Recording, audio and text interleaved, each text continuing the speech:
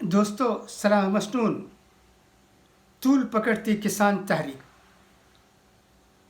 یہ ہے اداریہ روزنامہ راشد سہارا کا آج کا۔ کوئی چند دن جاتا ہے کہ کسانوں کی تحریر کا 1 سال مکمل ہو جائے گا۔ اس عرصے میں تقریباً 1 درجن بار حکومت اور کسانوں کے مابین بات چیت ہوئی، لیکن دونوں فریق کسی ایک نقطے پر متفق نہیں ہو سکے۔ حکومت کو یہ زعم ہے کہ وہ اپنی طاقت کے بل پر تینوں زرعی قوانین نافذ کر دے گی، اور کسانوں کا عزم ہے کہ وہ کسی بھی حال میں زراعت کو سرمایہ داروں کی گود میں نہیں جانے دیں گے۔ جبر اور عزم کے مابین جاری اس رشاکشی میں ملک کو بھاری نقصان کا سامنا کرنا پڑا ہے۔ عالمی سطح پر جہاں ہندوستان کی جمہوریت شرمسار ہو رہی ہے، وہیں مرکزی حکومت کے خلاف کسانوں اور عام آدمی میں اشتعال اور ابال روز بروز بڑھ رہا ہے۔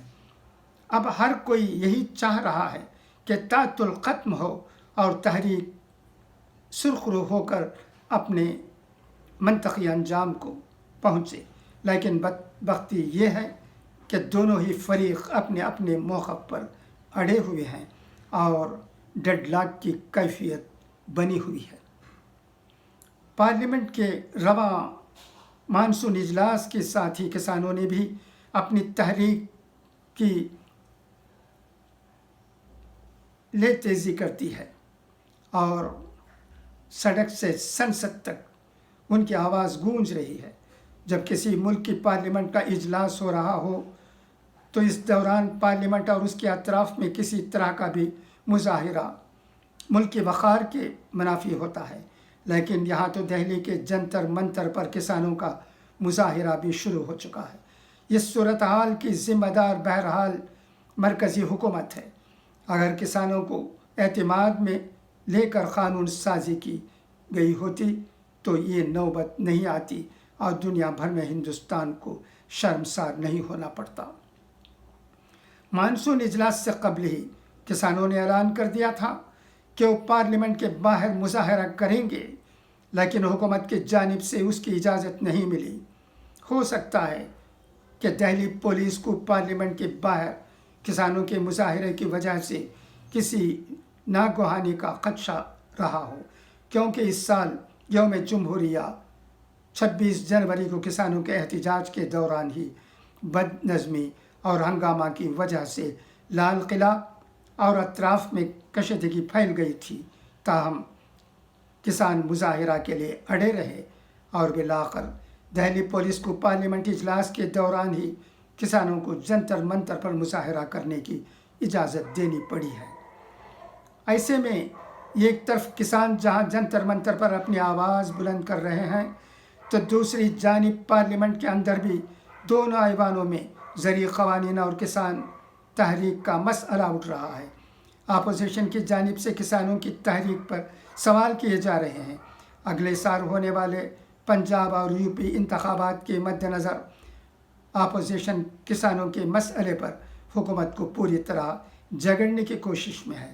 بنگال اسمبلی انتخابات میں دعوے کے برعکس بی جے پی کی ہار کو کسان لیڈر راکیش ٹکیٹ اپنی جیت بتاتے ہوئے یہ دعویٰ کر رہے ہیں کہ یوپی اور پنجاب کے انتخابات میں وہ بنگال والی دوا بی جے پی کو دیں گے۔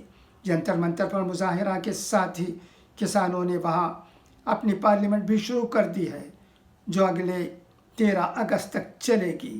اس کے پہلے ہی دن کہا گیا ہے کہ یہ کسان پارلیمنٹ مرکز کے بنائے گئے تینوں زرعی قوانین کو مسترد کرنے کی تجویز بھیجے گی۔ ادھر ایوان میں کیے جا رہے سوالوں کے جواب میں حکومت نے زرعی قوانین کو واپس لینے سے اکثر انکار کر دیا ہے۔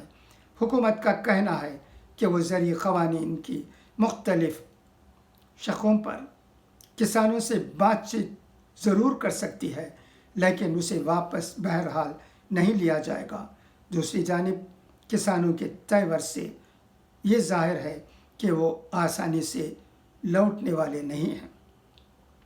ان حالات میں بظاہر کسان تحریک کا کوئی حل نظر نہیں آ رہا ہے، لیکن جاریہ مانسون اجلاس میں اگر کوئی مثبت بات چیت ہو تو امید کی جا سکتی ہے یہ مسئلہ یکسو ہو جائے، لیکن اس کے لیے حکومت کو ہی پہل کرنی ہوگی اور ایوان کے اندر اپوزیشن کو اعتماد میں لینا ہوگا۔ کسانوں کو سبق سکھانے اور ان کی تحریک میں پھوٹ ڈالنے والا رویہ ترک کرتے ہوئے سختی اور طاقت کے بجائے نرمی اختیار کرنی ہوگی۔ 1 سال سے جاری کسانوں کے احتجاج اور مظاہرے سے یہ بات تو ثابت ہو گئی کہ زرعی قوانین کسانوں کے حق میں نہیں ہیں۔